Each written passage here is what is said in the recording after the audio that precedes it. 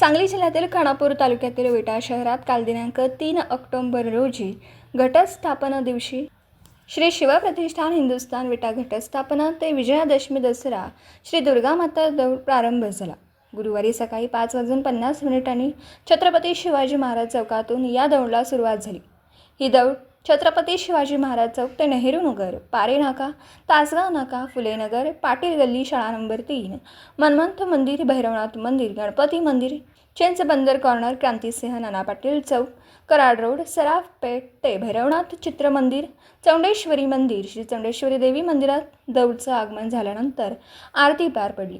तेथून छत्रपती शिवाजी महाराज चौकात सांगता पहिल्या दिवसाची झाली। त्यामुळे श्री शिवप्रतिष्ठान हिंदुस्थान विटा श्री दुर्गामाता दौड प्रतिदिनी श्री दुर्गामाता दौडीचा कार्यक्रम विविध मार्गावरून पार पडतो। मोठ्या संख्येने सेवेकरी धारकरी यामध्ये सहभागी होतात। श्री दुर्गामाता दौड पहिल्याच ठिकाणी माता भगिनींनी पूजा व आरती करत प्रणाम केला।